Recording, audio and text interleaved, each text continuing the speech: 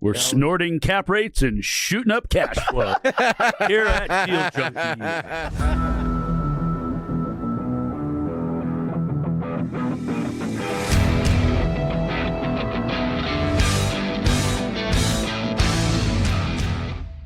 Welcome back to Deal Junkies. I am Dane McKinney, your host here with Trevor Howard, Mike Nuss, and our very, very special guest, Tom Cruz. From Top Gun. Let's go. There you go. That is his legal name. Yeah, we're stoked to have you. So Tom started investing like full time, it sounds like, back in 2017. He's got 821 as of this week, Section 8 rentals all through the Midwest, I guess you'd call it. I don't know. South and Southeast. And Southeast. Okay. Tom's based out of Miami. He's investing all virtually, it sounds like. I don't know that you're near any of the houses that you own. And then you graduated from North Carolina, but you're originally from Rio de Janeiro. Correct. There we go. Do you ever make it back to Rio? Brazil. I went for the World Cup in 2014. That was the last time I went. I have family there, but I just don't make it down there too often. Gotcha. To give people listening context too, I think you talk about this online, but like, what's your cash flow number at? Because I think the most impressive thing is just the cash flow stream you've built from this whole thing you've been doing. Yeah, I net about 1.3 million per month right now. Yeah, which is insane. Especially when you're thinking, because these are what, $100,000-ish houses or so, like. I would say between 75 to 125,000 is the typical buy box. Yeah. So you've built, like, when we talk about Midwest, everyone we know that's gone there has not been successful doing it, has hated it. And then you've just built this crazy machine that produces an insane amount of cash flow. So like, I'm really excited to hear how you even learned about doing that and how you really scaled it, because you built an insane system and you live the life that, you know, everyone dreams of living. Of course. But yeah, how'd you even think to invest into Section 8 and get started with that? And it was a complete accident. After I started wholesaling, I knew that I didn't want to do wholesaling full time. I mean, it was very active. I was in the weeds, driving for dollars, making offers, negotiating with sellers. People were pissed off. It just not a fun business to be in. I hated doing it. So eventually I got a condo. I actually got a condo to live in after I graduated from college. At the time I was wholesaling, and I also had a marketing side hustle at the time, and bought the condo, lived in it, bought a dog, bought a big Doberman Pinscher, and the HOA said I couldn't have them, so I wasn't gonna get rid of them. Ended up renting out the unit, and that was kind of where I got my first aha moment, like, hey, I can make $500-$600 more than the mortgage by simply owning property. And then from there, I bought more condos. I reinvested the rent from that property. I went ahead and reinvested the cash flow from my marketing business and continued wholesaling, bought my second, bought my third. Eventually realized that HOAs and condos were kind of a joke, and I didn't want tenants having tenant complaints and dealing with assessments and all the shit that comes with HOAs. So eventually I got into single family. That's when I kind of started Airbnbs. I had several Airbnbs. All of this was just funded through either seller financing, try to find deals with low down payments. I would take property subject to, I would do loan assumptions, I would do DSCR loans. I did first time home buyer loans that I should have lived in, that I never lived in. I did, anything to make, by any means necessary was really my strategy. And that's kind of where I eventually landed into Section 8. I was like, man, the Airbnbs are $200,000. There's no way I can keep coming up with 20% down for this. Like, it was taking me 6 months to buy a property. So I was like, fuck it. Let me just try to go buy like some $60,000 shit box and let's just see what happens. And I found one. It was in Gores Row, Wilmington, North Carolina. And it was not a place you want to be during the day, during the night, really any time of day you didn't want to be there. But it was cheap. I think I bought it for like $60K, $65K. It was rented really well to an elderly couple. And the day after I closed on it, that's when I discovered it was Section 8. The seller never told me it was Section 8 during the due diligence. I never asked. He showed me a rent roll. He showed me deposits. Like, that was really, I saw the wired amount, and he always kind of kept it kind of vague. So when I closed, he was like, hey, we need to switch you to direct deposit. By the way, your annual inspection's next month. I was like, motherfucker. And that's how I discovered about Section 8, and I had every misconception that a lot of people do. Oh, shitty tenants. Oh, you're going to have your property wrecked. But these people were like fossils. They're probably like 85 years old living in there. They'd been on Section 8 for 15, 20 years. and they were super cool. I physically went and personally met with them. They showed me their voucher. The rent hadn't been increased because the landlord didn't know how to increase rents. I increased the rent during the recertification period. I think I took it from $13.50 to like $14.75. And yeah, and that was kind of my intro to Section 8. And at that time, I had condos that were non-Section 8. And I was like, man, and I had every excuse in the book from those condo tenants, like, oh my God, I needed to do this with my car broke, I can't afford the rent, blah, blah, blah, give me an extra few weeks. So I was dealing with that directly. I was self-managing like an idiot for my first probably 25 units.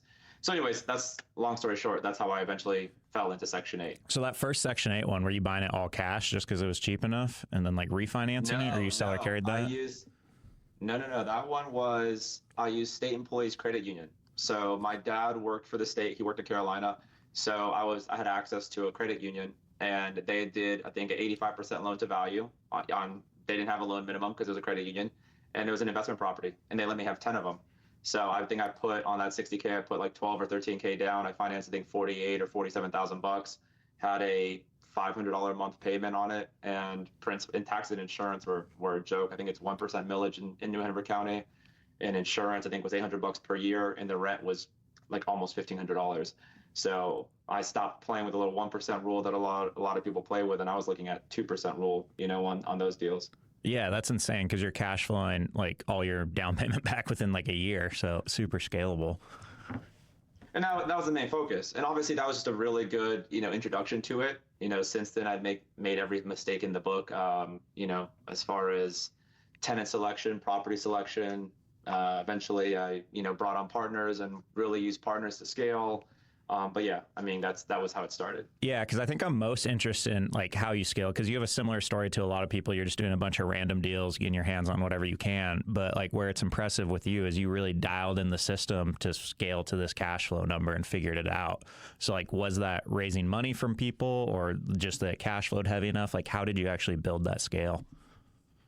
It was a combination of a few things. I discovered early on that a lot of the things that were already in the property were not required by Section 8. This is very controversial. People get very irate whenever I mention this stuff, but it's a reality. I do it in every single one of my properties. For example, food disposals, not required. Washer and dryer is not required. Ceiling fans, not required.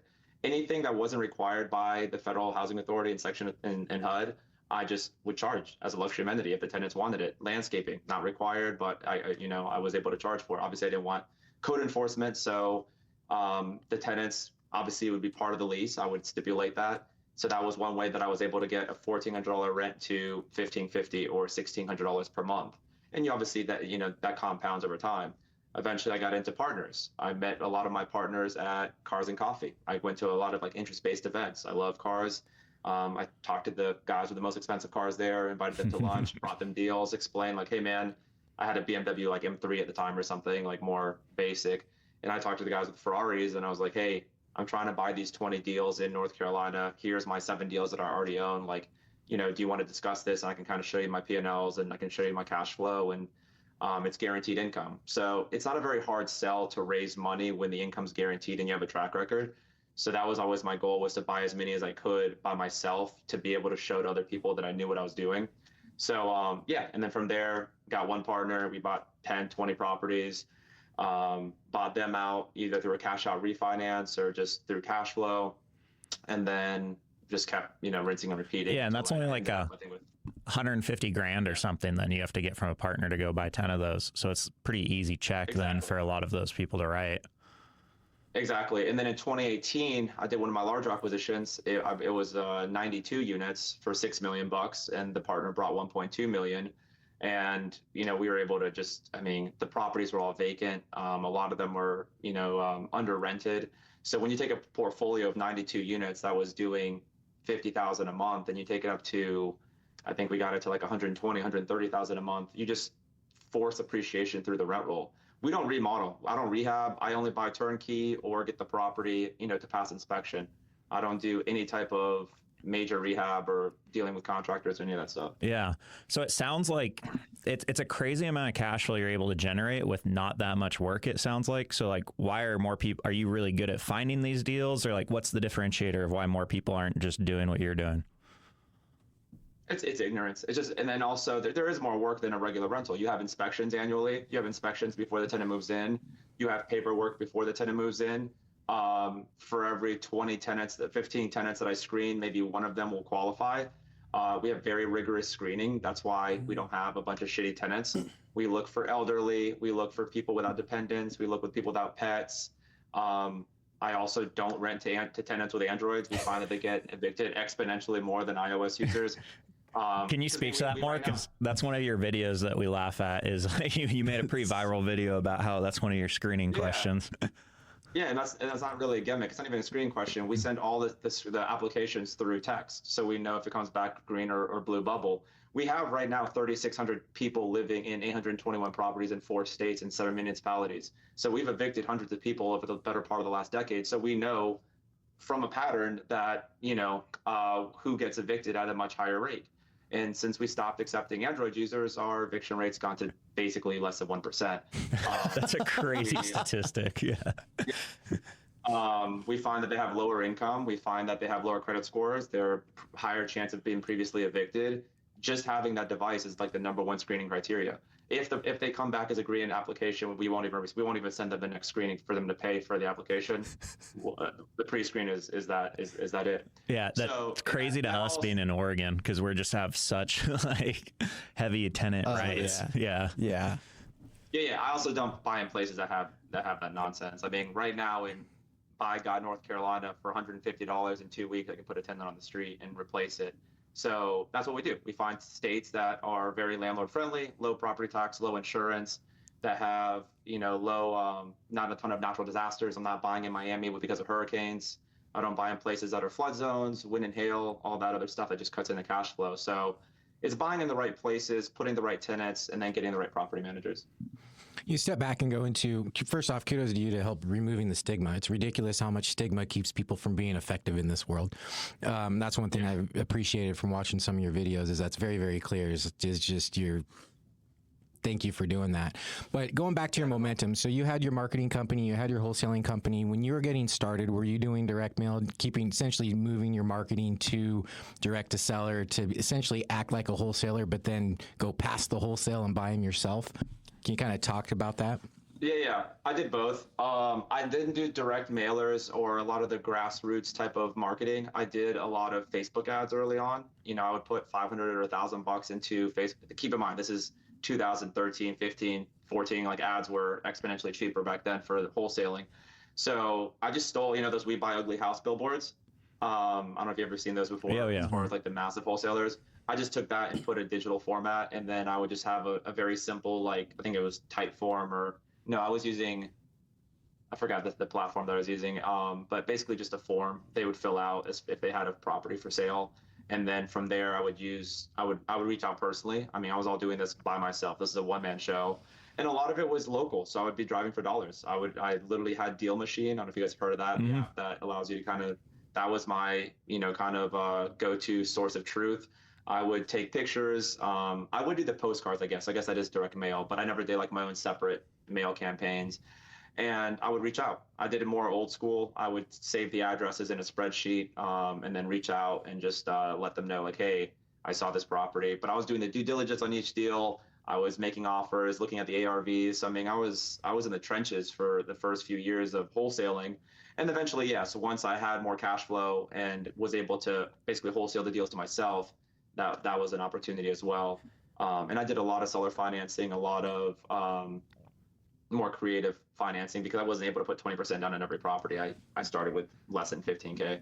And that's what I think a lot of people refuse to acknowledge is that you spent a ton of time, years, turning yourself into a huge magnet. So then when you go to the cars and coffee, you've got a portfolio, you've got a track record, you have P&Ls, you have cash flow. More importantly, people will then probably see you and say, wow, this investment's half of the cost of my car. I trust this guy. I like this guy. And then you can then gain that next wave of momentum. Does that sound kind of correct? And that's exactly right. And I did it completely by accident. This was not some big mastermind theme. I mean, like I said, I self-managed for the first 20 some properties. It should have been the first property. I should have gotten a property manager. That was a huge mistake that I made. Buying by myself with my own cash flow for as long as I did, another big mistake before I ever sought out any type of investors. which looking hindsight, it looks like a genius. Like, oh, he set up a track record and he leveraged, OPM, and it looks like, oh my God, a mastermind. But at the time, I had no idea what I was doing. I just knew that I wanted to get units. I was doing cash advances on Visa, Wells Fargo credit cards to get down payments because I wasn't able to wholesale enough deals to get the down payment on my first rental. So but I was just doing it by any means necessary. Very shady, very gray area at sometimes, but it worked out. So how many deals were you having to look at to find one that like met your criteria? Because to me, it just sounds like every property there kind of works, but I'm assuming that's not the case. Are we talking about for wholesaling? No, for owning that hit your cash flow metrics. You want to buy this deal. Like how many are you actually like analyzing and looking at till you get one? Like back then or now? Both. Yeah. Okay. Back then, I was a lot more conservative. I was looking at a lot more deals. I couldn't tell you exactly how many. I mean, I was in North Carolina, so it wasn't a huge market in a lot of those cities.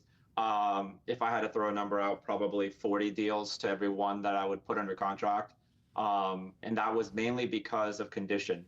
The thing I was most concerned about was from the beginning, I hate dealing with contractors and subcontractors. I didn't want to do any remodel. I completely reject the whole sham of a strategy that is BRRRR. I didn't want to refinance right off the bat. I didn't want to have to rent out my property that I just spent tens of thousands of dollars remodeling. I didn't want to spend months of time remodeling. So it was the main filter for me was condition. I was fine making $300 per month and, then eventually getting more cash flow as rents increase, as appreciation. So I was a lot more conservative at the beginning, but now I don't give a fuck. I buy cash. I buy properties that, need $3,000 to $5,000 and just minor repairs to get it to pass Section 8 inspection. I close in 3 to 5 days. I have no contingencies. So I'm able to move a lot faster now because I have the cash flow to support that. But at the beginning, it was much more grassroots. It was a lot more methodical. Yeah, because now you have the problem of you have too much cash flow. You have to spend it on something. So you're just buying all cash on properties and you're paying down a lot of your portfolio now, aren't you? The majority of my portfolio is paid off. Okay. What's your thought process there, rather than re-leveraging it and scaling more and buying more? I found that I wanted to build a lifestyle business. I don't want thousands of units. I don't want to become a billionaire. I like having almost zero involvement in the day-to-day management. I like having a limited number of property management and being able to focus on quality and less debt versus going out and just mortgaging myself to the tits and getting 3,000 units and then selling to some big institutional investor. Right now, the cash flow is consistent. There's virtually no debt on the property, on the properties, and my properties are all in great shape. Like I said, we buy these properties that are basically turnkey or move-in ready or close to it. We screen very aggressively. I mean, my property managers are going to the old house that the tenants lived in to see how they were living before they moved into my property. That's how hardcore we get with screening. So we have tenants that are going to be there for years. So even if I sold my portfolio, I wouldn't sell it as a portfolio. I would probably take a few years, peel off 10 houses per month and sell them over, multi-year frame. But yeah, that's kind of my philosophy. How close together are because you said you're all over different states and 7 municipalities. Like how many property managers do you have? Like how tight is your portfolio? I have 10 full-time right now. Okay. And I started in Wilmington, North Carolina, because that's where I went to school in North Carolina. And then I expanded in South Carolina and other parts of the Midwest. But it was very tight in Wilmington because I would get to the point where I'd be able to buy like a full block. I would just go, step by step sometimes there'll be like 8 or 9 houses on a block and I would be able to buy 5 from one seller. And then I'd be like, man, it's super convenient because my property manager can go there and change out all 5 air filters all at once. And so my whole goal was then to start buying, city blocks in downtown. When you say 10 property managers, are those third party or those in-house property managers? Those are in-house. Yeah. So I started with third party property managers, and for the most part, they're just shit. I mean, they're good if you have a few properties, but third party property managers have no incentive to take care of your property or really care about it. They make 10% on a $1,500 rent, $150. And if they have me as a client and I bring them 500 units, they're not going to give a fuck about your 4 houses. So they're going to give me priority on the tenants. It's really, the biggest portfolio wins with a third party. So I learned that pretty early on when my property would sit vacant for, a month or two or they had some bullshit eviction policies and they would listen to every sob story and give them a month to live there. No, for me, it's due on the first. If I don't care if their $35 portion is not paid on the first, we'll put a late fee on the 5th, and on the 15th, it's an eviction on the door. And we just don't care because we have enough cash flow to offset the vacancy. And then also what that tells everybody is like, I mean, if I buy dozens of units in the same zip code, right? So people talk. These are not massive municipalities that I'm buying in. And the last thing you want is, oh, Tom's property manager is going to let you have an extra couple months. So once the reputation comes around that you enforce your own lease, it really, everyone kind of falls into line. But yeah, it's all in-house managers now. Can you speak to like how your lifestyle has changed as you've grown your portfolio too? Because again, like a lot of people see where you're at now and think it's the coolest thing and want to get there. Yeah. But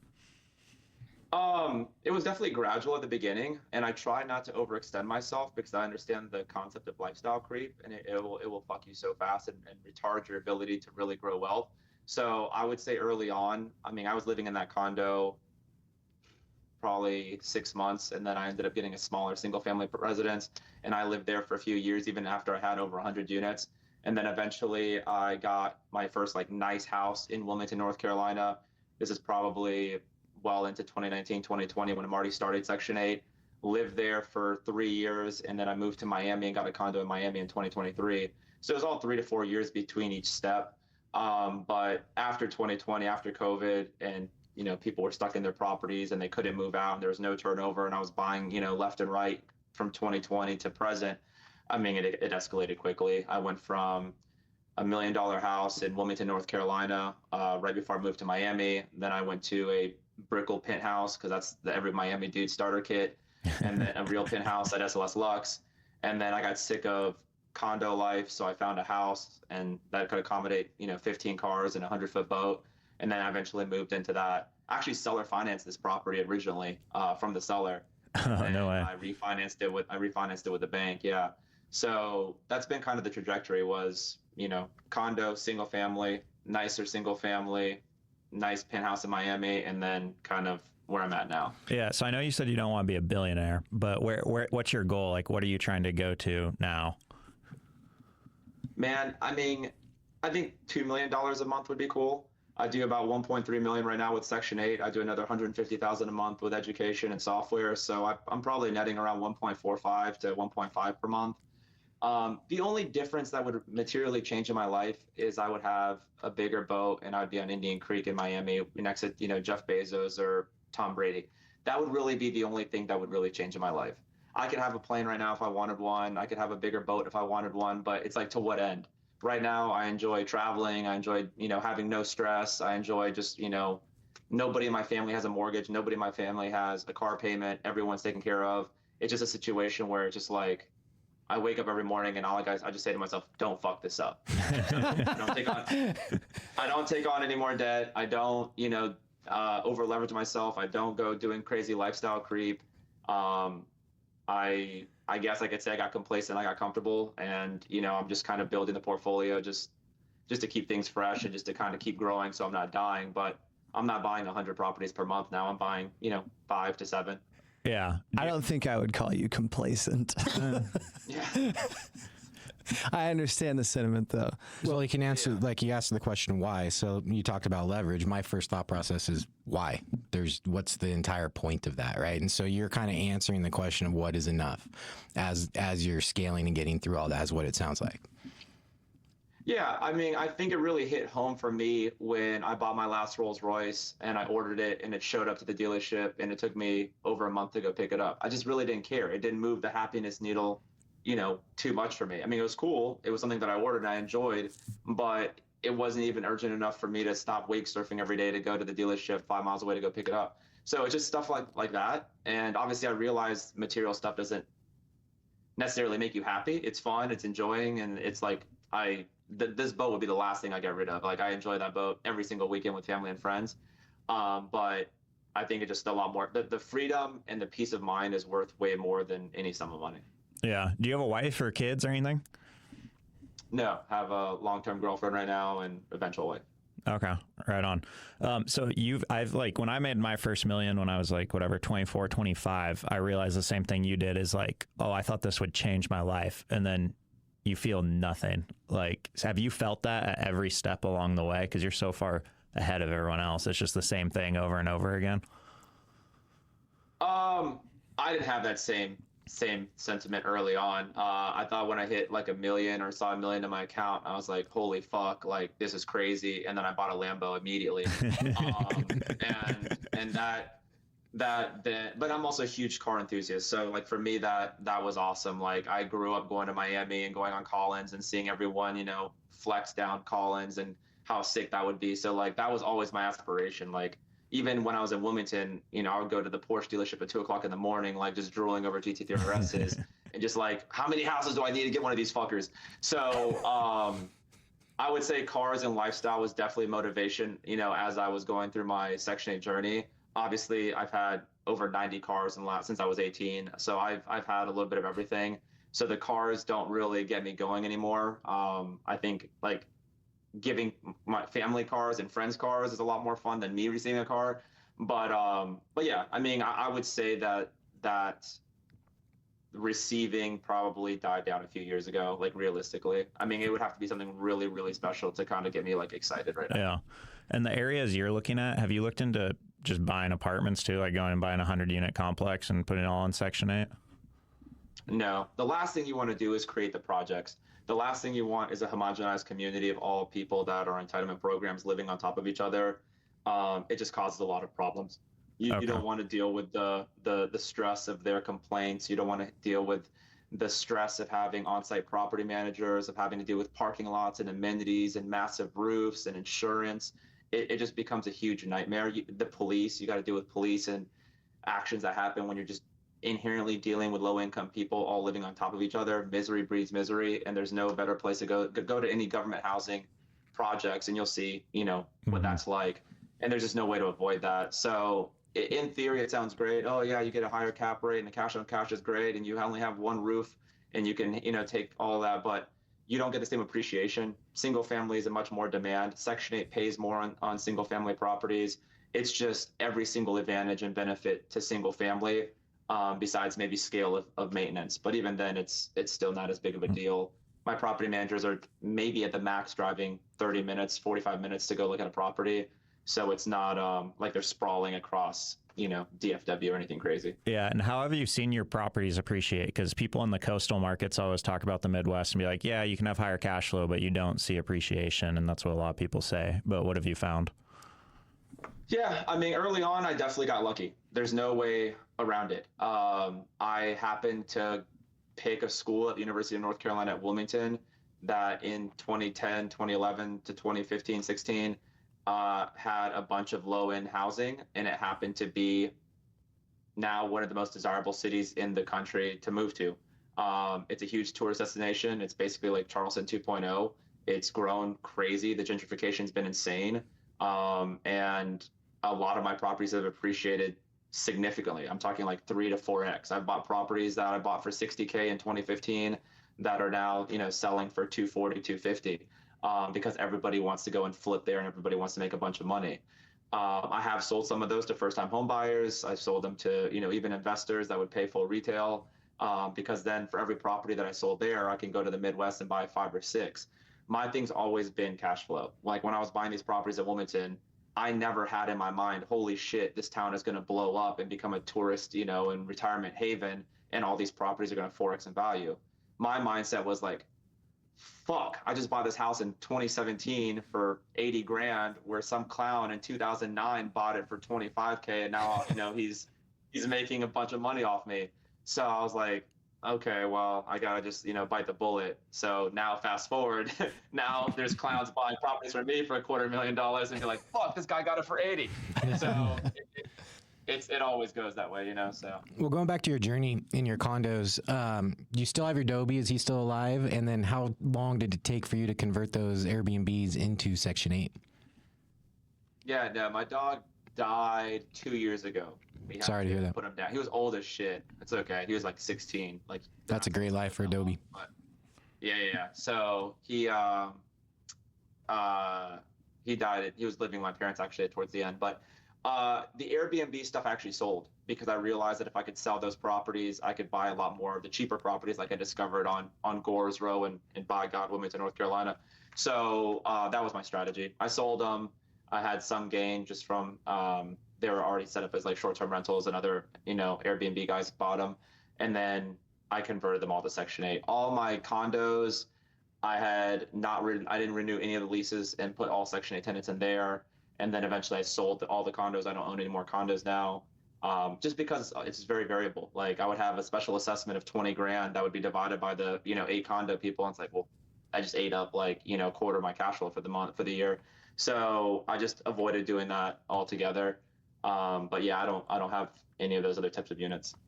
What was the biggest friction point, I guess, in terms of scaling the portfolio? Because you talk about like the acquisition side, then the management side, then the fundraising side, and we all deal with all of that in real estate. And so specific to Section 8, like what was the thing that made you different? Or I guess just like once you figured it out, it was like, oh, I can unlock another 200. I can double my portfolio next year now.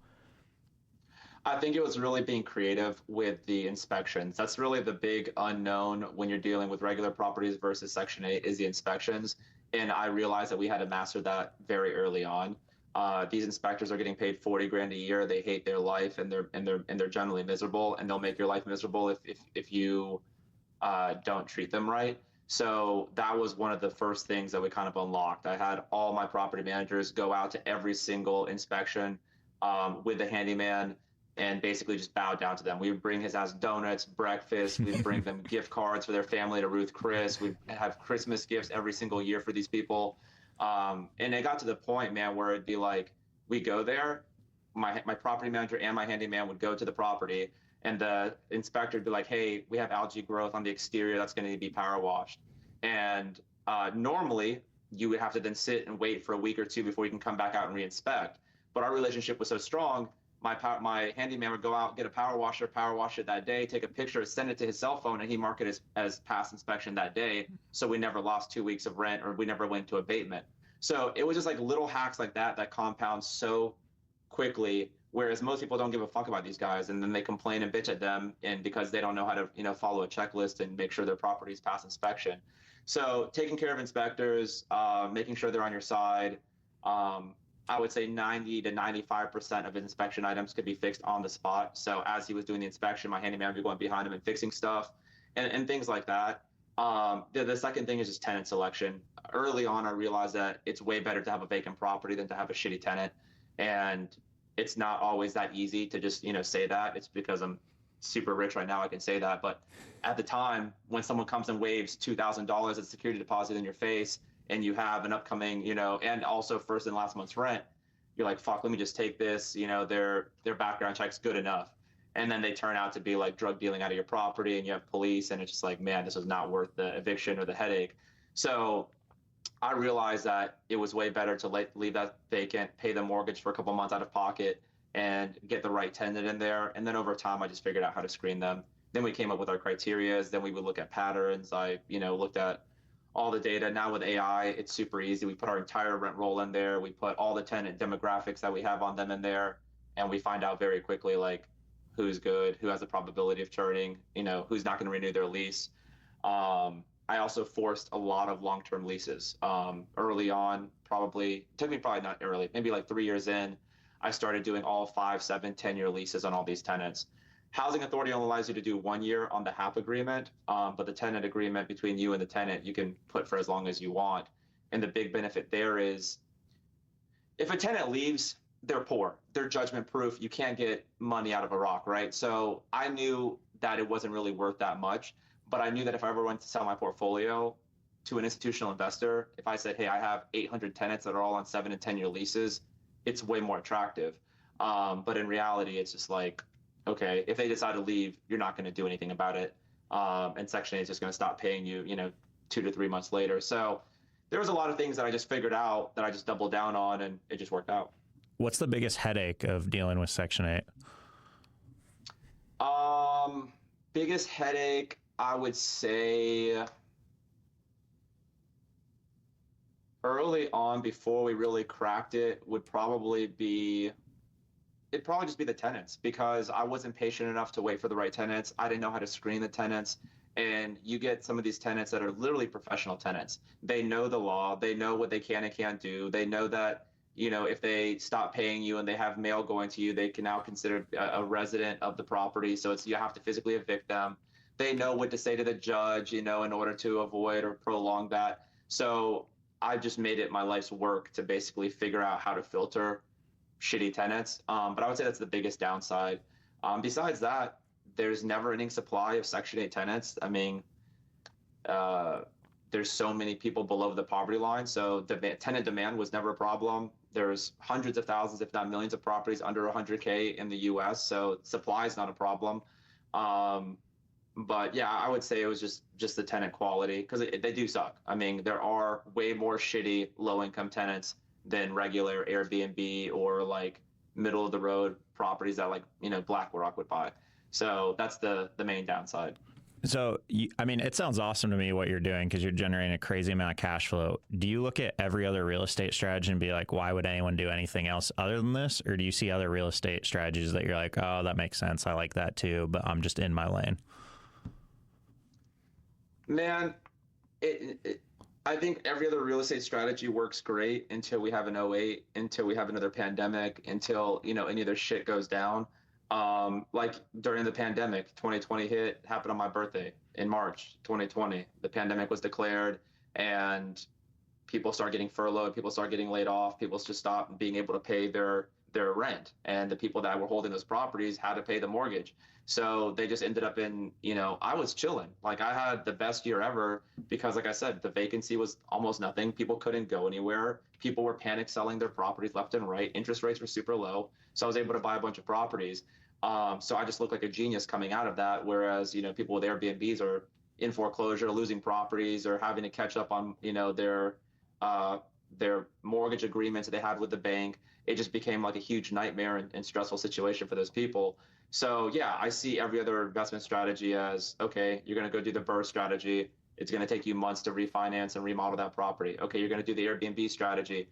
Okay, now you have to buy a much more expensive property and you have to furnish it and you have to deal with the wear and tear and the higher management fees. Okay, you're going to do a fix and flip. Congratulations. Now you bought yourself a full-time job that you can't quit and you have to hope that the carrying costs and the markets don't shift between flips. Like you're constantly looking for new deals.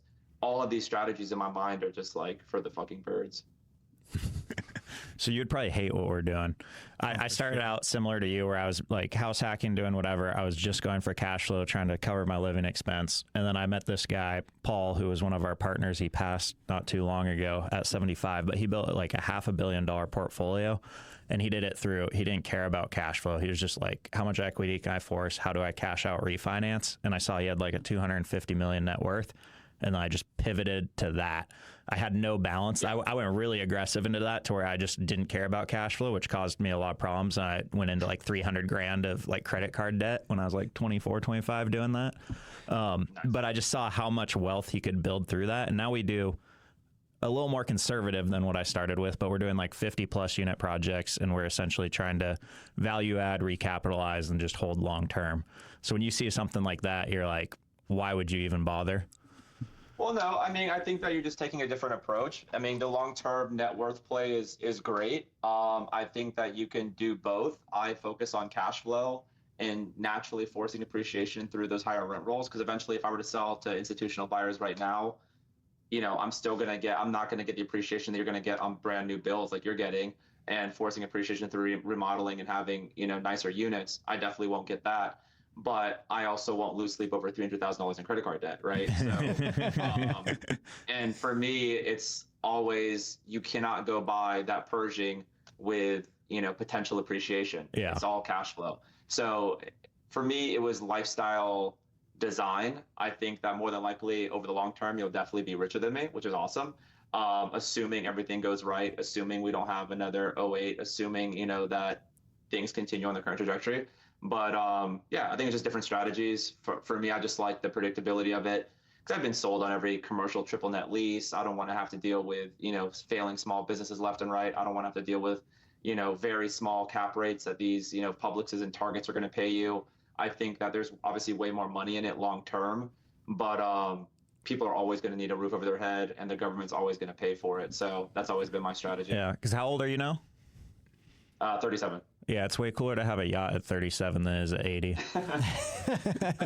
That's also part of it too. A lot of it does take a lot more time when you go the appreciation route. 'Cause I mean, it's not 20% per year. It's 3 to 5. So, and then the only way you can really liquidate that is you either sell it and have a huge capital gain, or you do a 1031 and then you don't get any cash out of it, or you refinance it and then you just have more debt that you're gonna hopefully die before it's due, or have it to let that keep rolling on. But yeah, I mean, it's just different approaches.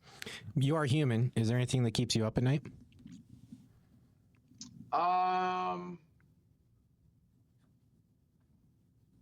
Man, there's no non-douchey way of saying it. I really design my life in a way where it's as little stress as possible.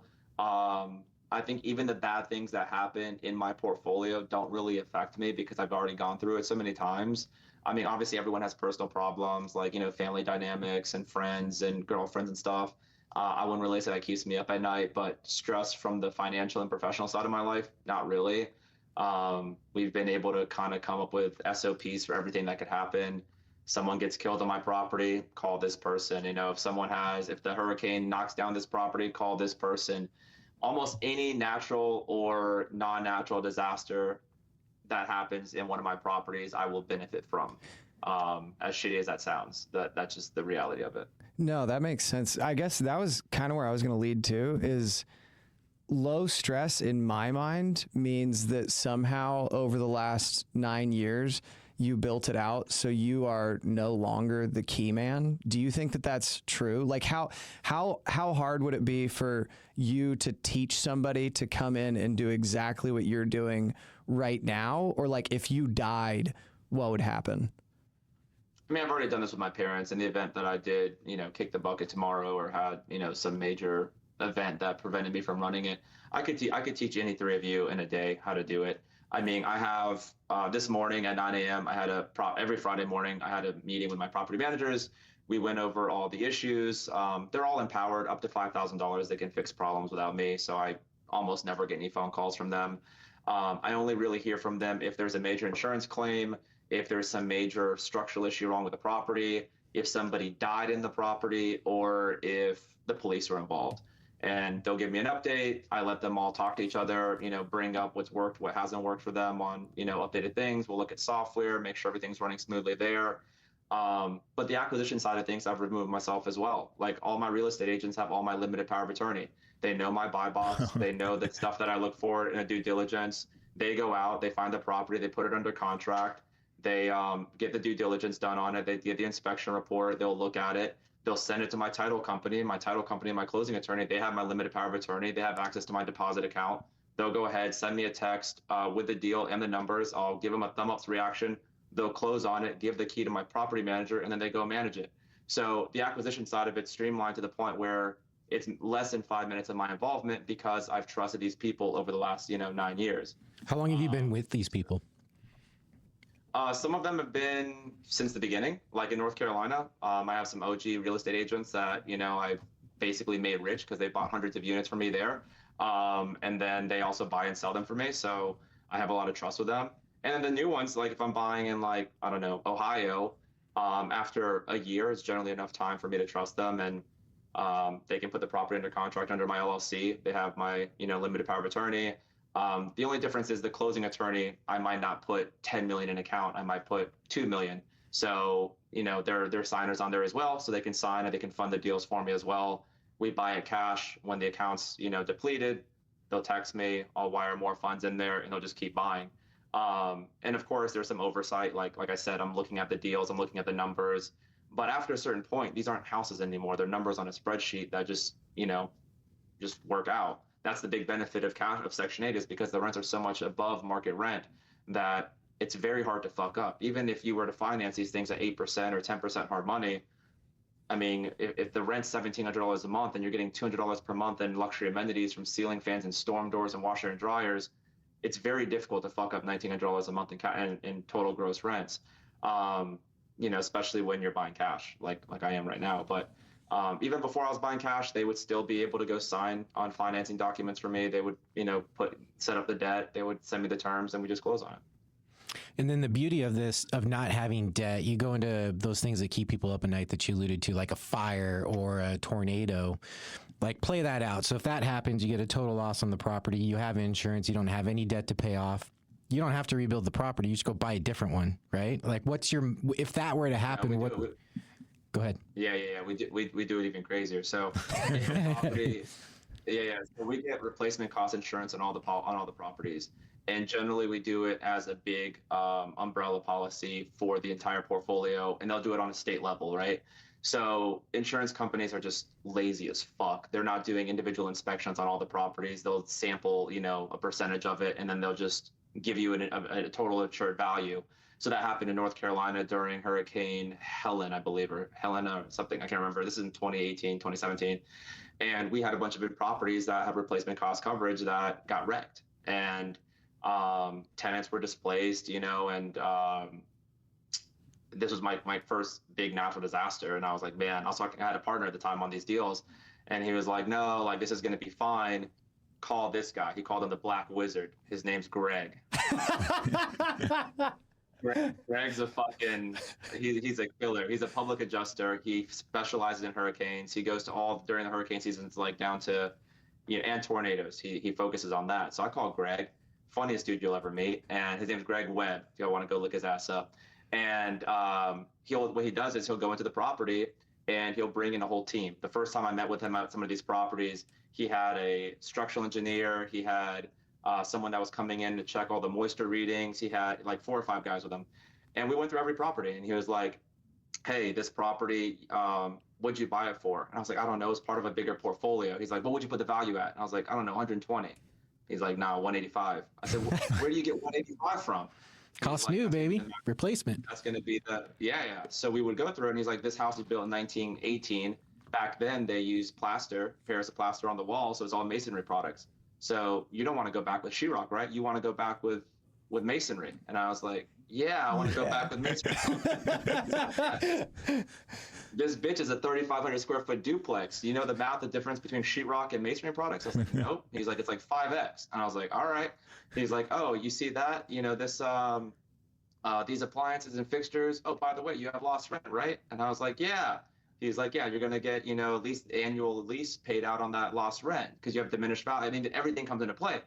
And I was like, ain't no way. And he just takes 10% of whatever he gets for you. So sure enough, the insurance company's adjuster comes out. They're like, oh, we're going to go back with this, and this. And he was like, no. We're going to do it this way. And then the first time we had some back and forth, and the guys were just like, we're not going to pay that. And he's like, that's fine. Let's go ahead and go into mediation. Then eventually we'll go into litigation, and then we can just, settle at the original number anyways. Sure enough, they got the 180-some thousand, and I was like, motherfucker. But then it got better. So then instead of going back and taking that 180 to go fix it, we took that property that was worth at the time maybe $50,000 in land value, and I sold the land to a flipper that wanted to rebuild on it. So we got 180 minus I paid him $18K on the 180 that I got. So we were at like 162, and then I got another $50,000 for selling the land and the underlying asset below it. So I was damn near $250,000 on a property that, as part of the whole thing, is barely worth 100 and some thousand. So we went out and bought like 5 more houses with that $250,000 through seller financing and DSCR. So that's why I say, as far as like when you get the right team and the right people and you know what you're doing, like every disaster in real estate can turn into something super profitable. Dang, that's crazy. so wild.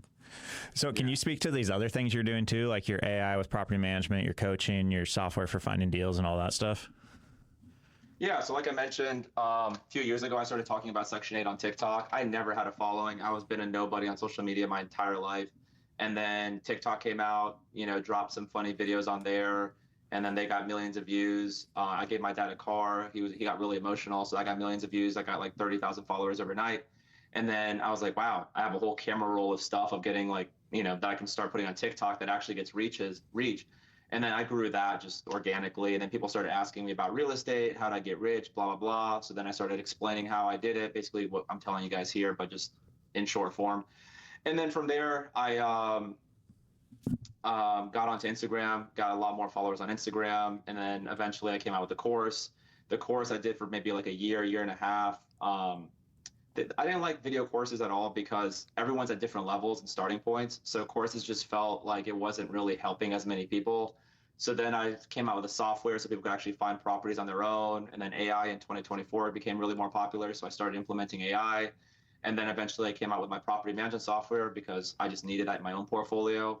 And then eventually I came out with I just do mentorship now. So I don't even have a course. I just, have my software platform. And then if you want help from me individually, I'll help you one-on-one. Okay. But yeah, that's kind of how it's evolved over the last several years. Yeah, I remember seeing one of your videos where I think it was around Christmas time, you just paid all your tenants rent or something. Yeah. Did any of them say thank you when you did that? Yeah, I mean, a certain segment of them, but the vast majority of my tenants are Section 8. I also do have nuns as well. I have 75 nuns in 2 states. But Catholic? No, like nuns? Yeah, Catholic nuns. I have two nunneries. I call them nunneries. I think they're convents, but and that just happened through a freak. Like, someone through the Department of Health and Human Services in North Carolina was friends with someone at the Archdiocese for the Catholic Church in North Carolina, and they had too many nuns and not enough nunneries. Nunneries. So they asked me if I would house them, and I was like, well, how does it work? Because like I'd never housed anybody of the faith before for any religion, and they're like, well, we just pay a flat rate. It's per nun, and there's no inspections. There's no nothing. We'll sign a 5-year lease for every nun, and we'll basically guarantee a renewal. And I was like, yeah, let's do that. Like, I'll take all of your nuns. So I ended up buying a bunch of properties to accommodate them. And nun housing is, I always say that I don't have a separation between church and state. I'll house all those fuckers. So that's just what we've done. That's wild. And they're hardcore. Yeah, I mean, they self-manage themselves. So like, if there's any problems with a nun, the church deals with them. We've had several nun evictions. One of them ended up getting excommunicated from the church. So like, they don't play any games. Like, it's the least headache of anything we deal with. And I just have one person that handles all the nuns. But yeah. Of some of the people that have taken your coaching and courses and stuff, like, what have you seen some of them do? Have they been able to replicate to the scale you have at all, or what does it look like? I mean, no one's gotten to 800 plus properties in 2 years, or I guess really almost 3 years now. I have students that have hundreds of properties. I think my number one student's probably a little under 500 units. Some of them started with 50 or 100K. A lot of them also had businesses that they just sold, and they wanted to be able to park that money and have tax advantages and also have predictable cash flow. I've had people that started with very little money and they just raised a bunch of money and were able to get into deals like that. So everyone's on different trajectory. It really just comes down to how creative you are and how big your balls are, really. I mean, like, how much risk you're willing to take on, because I see that the people that are most successful are the ones that aren't scared of debt, are the ones that can kind of see the cash flow and that are willing to follow my screening guidelines on tenants. So that's really the most successful ones. If you were back to zero today, how long do you think it would take you to get to the 10K a month of cash flow? Oh, 10K? With zero. You got nothing. With zero. You have all the knowledge you have, though. I would say probably, 18 months. Okay. Maybe, I would say maybe a little bit faster. I would say I would get there through wholesaling way faster. I would just do as many wholesale deals as I possibly could. It depends on if I have a car, where I'm at, but obviously there's a lot of specifics there. But to answer your question, yeah, I would still wholesale early on, build a bankroll through that, try to get into as many seller finance deals, basically replicate what I did now, but skip out the condos, Airbnbs, and all the other shit. I think that I could potentially get there faster if I went straight to, raising other people's money. I think that becomes a lot more of an uphill battle when you don't have any skin in the game yourself and you don't have any proof that it works. So that's the only reason I would give myself that much time, is because I would want to buy at least a few properties, and starting with zero is an uphill battle, especially if I didn't have a job or any other source of income. And the only way I was depending on it was on wholesaling. But yeah, I think in that a year and a half, I would be at 10,000 per month. Dude, I love that no bullshit answer. Yeah, I really know. love that. I thought you were going to be 6 months. I was like, that's it. No, that's the right. I like that. I mean, And like I said, if you got lucky and you got some big seller finance deal and you were able to get hard money in the second position and you did all this exotic shit and then you had no money in reserves and like, yes, it's possible, but realistically it would take, a year plus to get it done. So do you think going from, because like I don't really know the scale of all of it, but in your mind it's like the hardest part is probably 0 to 10K, and then getting from like 10K to 50K a month. Like, do you think that phase would be easier for you now? Like knowing what you know, if you were at 10K a month, it would take less time to get to like 50K just because you had the track record and some cash flow already? Yeah. I would think that the hardest part would be to get from probably 100K to 500,000. I mean, that 5x growth requires a lot of creative financing. I think up to 100,000, a lot of that can be done, just kind of scratching, crawling, and really grinding your way to 100K. But even with the cash flow at 100,000, being able to 5x that requires outside funding. It requires, talking to the right people, networking, even probably sooner than 100,000. I mean, realistically. But yeah, if I were to do it all over again, I wouldn't make any of the same mistakes. I wouldn't choose the wrong property managers. I wouldn't choose the wrong properties. I wouldn't choose the wrong tenants. So all of that time gets compressed because now I'm able to work a lot more efficiently and, smarter. And I think I could be in this exact same position at 1.3 in 5 or 6 years instead of 9. Yeah, I think it was before we started. You mentioned if you were to sell your stuff, you would piece it off at like 10 a year or whatever. Why would you not just 10 a month? Why would you not just sell the whole portfolio? Because wouldn't a bigger institution just pay you a higher multiple on all those too? You're never going to make more money than taking off the head of a first-time home buyer that comes in unrepresented without an agent. Jesus. Yeah. And there's no reason to. Yeah. Doing it slowly would also limit my annual, tax exposure. I wouldn't have one big hit. I wouldn't have to do a 1031. And these idiots just come in, and they think my listing agent's their best friend. He'll represent them as dual agency because it's allowed in a lot of these states. And then it's just a bloodbath. I mean, they'll pay whatever. They don't do inspections. So many people now with all the new NAR guidelines as far as paying their buyer's agents, they don't want to do that. So we have a lot of people that'll just make offers to my property managers. They'll be walking by, and with their baby carriage and their yoga pants, and they like the house because then it's in an up and coming area. And then, a house that I've offered 65, 70K, they're like, oh, we love the neighborhood, 225. It's the gentrifiers. You gotta love the gentrifiers, yeah. Yeah. And it's always without an agent. So it would definitely be slower. It would take, probably years to get rid of, 900 or 1,000 units or whatever I decided to sell.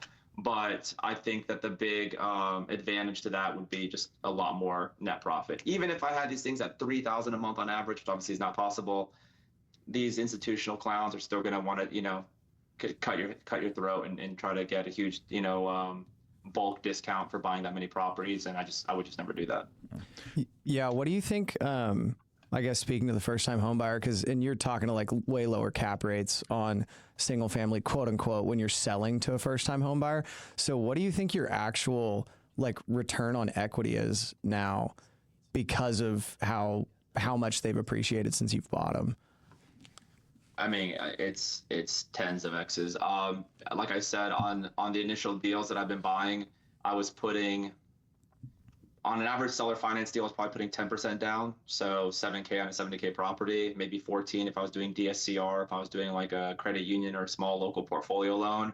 So if you're talking return on the actual investment, which is obviously way less than the actual purchase price, I mean, it's astronomical. It's super high. Yeah. But what about based on the current values, like the equity you have in the properties and then relative to the cash flow? Like, do you think you could get a higher return on equity elsewhere, but you just don't want to because you know the game so well? Does that make sense? Like if you had whatever, you know what I mean? Are you talking about if I were to sell it in what? Yeah, based on how much equity you have now. No, just in general, I doubt there's any way you can find a better return on equity. So with your entire 821 homes free and clear, your return on equity is X, but you're in high cash flow markets. And on top of that, you're getting ancillary charges. So your return on equity has to be ridiculously large, in the double digit range, I would imagine, if not more. Yeah, I mean, cash on cash return when I had debt financing was 35 to 40%. So, I mean, without debt, you can figure that is significantly higher, right? So, as far as return on equity, if I were to start selling properties, there's no higher return that I would get. The reason why I haven't done that is because I just don't know what I would do with the money. Like I just have no other better alternative. I still get depreciation on these properties. I still have taxable benefits. I still I'm able to create content around simply possessing these units, and it's predictable, it's stable. So I have very little incentive. Somebody would have to either bring me a massive number, or I would have to just start selling them individually. How has growing on the internet and having more of a following and making more money changed who you hang out with and who you network with?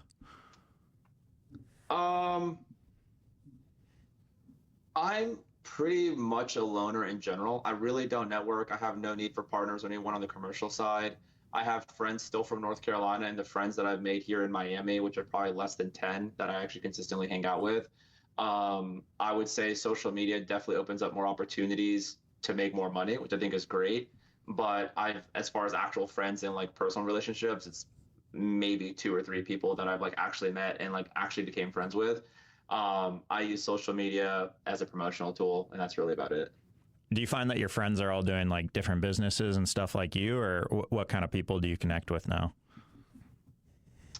They're all over. I mean, I have OG friends from college that are mortgage brokers and accountants, and I have friends here that are influencers and selling peptides. So it's it really runs the gamut of the types of friends that I have. I have friends that are in SaaS. I have friends that are unemployed. I still have some straight up bum friends, that will come to Miami and we'll just go party for a week. I have friends that are super rich. They're in the info space, or they are, in